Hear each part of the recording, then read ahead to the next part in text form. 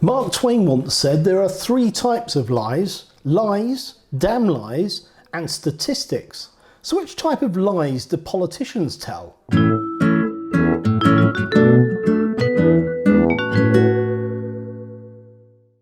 Welcome to Bertie's Guide. In this episode, we're going to be watching an interview between Sky News' Sophy and the leader of the Liberal Democrats, Jo Swinson. We're now joined by the leader of the Liberal Democrats, Jo Swinson. Thank you very much for being with us this morning, Jo. Good to be with you, Sophie. Now, we heard from Boris Johnson a little bit earlier in the show, and he was pretty clear that he places the blame for the fact we haven't left the EU squarely at the door of Parliament. He says Parliament was going to rope-a-dope us, forcing more extensions, which means businesses can't plan, families can't plan. He's right, isn't he? It's Parliament who thwarted that leaving. He's wrong. He's the Prime Minister. He's the one who's responsible. He wanted this job for so long. And he was... So let's stop it there. Jo immediately starts with, no, he's wrong. What she actually means is, no, in my opinion, he's wrong. But you'll see this all the time with politicians. They talk in absolutes. And the reason they do that is they want to present it to you as a fact, as opposed to an opinion. And an opinion isn't fact. An opinion might also be fact, but it isn't fact just because you say it is. So she's saying that it's, Boris Johnson's wrong, it's not Parliament's fault. Well, we clearly know that Boris Johnson wasn't able to put a deal through by himself. He required the consent of Parliament. So the reason it didn't happen was because it wasn't passed by Parliament. He was prepared to say whatever he felt he should say in order to get that job without giving any real thought to what he would do. So he made a stupid promise that do or die, we would be out on the 31st of October, without actually planning how to do that. He then became Prime Minister, didn't actually try and negotiate a deal until the very last minute. I mean, Boris Johnson's only got himself to blame for the fact that he hasn't been able to keep the promise that he should never have made in the first place. Well, he tried, didn't he? He negotiated a deal, he put it to Parliament, he's done everything he could to try and get it through, and it's Parliament who thwarted him. He spent 2 months mucking about... He wanted to stop Brexit anyway. I do want to stop Brexit. I do want to stop Brexit, but he spent 2 months mucking about without even negotiating. To be fair to Jo Swinson, the Liberal Democrats are very clear on what they want to do. She is very clear that they want to stop Brexit. Now, whether you think that's right or wrong, that they should overturn, 17.4 million people who voted to leave the EU, at least that is one thing you can be sure of if you vote for the Liberal Democrats, is that they are going to try and overturn a democratic vote by the British people, and they want to revoke Article 50 and stay in the European Union. So on that, they're very, very clear. A new deal. It was only when Parliament said very clearly that we would not enable no deal that he even bothered trying to get a deal. And that shouldn't have been news to him. If he'd been paying attention, he might have realised that Parliament wasn't in favour of a no-deal Brexit. So, frankly, he's only got himself to blame. Well, Parliament might not have been in favour of a no-deal Brexit, but leave the European Union is what 17.4 million people voted for. So whilst Parliament is there to represent the people and that's their job, they weren't really representing the people, which is why we've had the problem that has led us to this general election. And we now have the opportunity to stop Brexit in this general election. The Liberal Democrats are clearly the strongest, biggest party of Remain, and we know there are millions of people out there who want us to end this chaos, stop Brexit, and get on with making people's lives better. Well, let's talk. So is she the biggest Remain party? Are the Liberal Democrats the biggest Remain party? They're definitely very clear that they are a Remain. Revoke Article 50, that's the end of it. The Labour Party are saying they want to go back, negotiate some kind of a deal, bring it back to the people and offer the people Remain or that deal, and they'll probably campaign on Remain. And then you could argue that the Tories are also, and as the incumbent party in power, although with no majority, are the biggest Remain party because their treaty is actually remaining in the EU, arguably a worse deal than the one that we've already got. So it could be argued that they're not the biggest Remain party, there are actually 3 Remain parties that are running in the general election. Food for thought. Now, I'm keen to talk to you about the debates as well. I know that many in your party have been pointing to the fact that you're the female leader of a major party, you haven't been invited to this first debate. Surely the reason you haven't been invited is because the 2 people who've been asked are the 2 people who've got the most likely chance of being the next Prime Minister. I'm a candidate to be Prime Minister in this election, and frankly, when you look at the way Boris Johnson and Jeremy Corbyn are carrying on, I think I could do a better job than either of them. So, Jo Swinson is actually standing to be an MP, but she is setting out her stall that she wants to be the next Prime Minister of the UK. Yet right at the top of this interview, she was ridiculing Boris Johnson for having had a long-held ambition to be the Prime Minister of the UK. The bottom line is his ambitions to be MP, the Prime Minister, and her ambition to be Prime Minister. What's the difference? What's the difference? If you look at the 2010 election and the run-up to that election, Liberal Democrats were polling around a similar amount than we are now. Actually, we're now much closer to the other parties in terms of the poll ratings. And in that election, we had Gordon Brown, David Cameron and Nick Clegg. Spot the difference. Well, I mean, frankly, you've got a suggestion from a broadcaster that it will be 2 chaps chatting about how they're going to leave the European Union, leaving out the voice for millions of Remainers who want to stop Brexit and stay in the EU.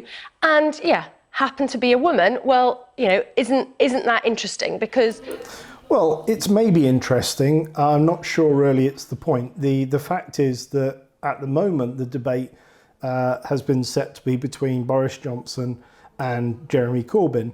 I personally think that Jo Swinson should be in that debate, but you should also argue that other party leaders should be in that debate as well. At this moment in time, when Parliament has been disbanded, there are no members of Parliament, so the numbers that are in each party is no longer exists. And if you're talking about having a voice, what about the 17.4 million that voted to leave? As far as I know, Nigel Farage hasn't been invited to take part in the debate. So I agree with her. I think she should be part of the debate, but I think all the other parties, and in fact anyone that's standing for the election, should have the opportunity to take part in the debate. Now, while I've got you, there's one final thing I want to talk to you about, and that is some of the campaign literature that your party has been pumping out. And you've got a bit of a reputation for doing this in the past as well. Now, I just want to have a look at this. This is North East Somerset, the Liberal Democrats in North East Somerset, Liberal Democrat campaign literature, results of a survey done in the constituency of Jacob Rees-Mogg. You would think this was a 2-horse race, wouldn't you, between the Conservatives on 38% and the Lib Dems on 32%, until you look at the very, very tiny small print at the bottom, which says the question was, imagine that the result in your constituency was expected to be very close between the Conservative and Liberal Democrat candidates, and none of the other parties were competitive. In this scenario, which party would you vote for? And I just want to show the last result from this constituency at the last election, which hopefully we should be able to bring up now, which shows that actually the Conservatives were on 53% and Labour were on 34%, the Lib Dems on 8.3%. I mean, this is entirely misleading, isn't it? Well, I think politics has changed significantly since the 2017 election. On. No, it has. No, this is embarrassing. No, it has. It has. Notice how she changed the conversation and said politics has changed since the 2017 general election, which is absolutely nothing to do with what was being presented by Sophy there. What you had there was something you need to look out for. Whenever someone's presenting a pie chart or a graph or a bar chart, statistics can be manipulated to show whatever you want to show. What the Liberal Democrats have done there is very simply, it's not a lie, but it's what I would call a half-truth. It does state in the very, very small print the nature of what the data is that they're presenting. But this is the kind of politics that people in this country have got no time for anymore.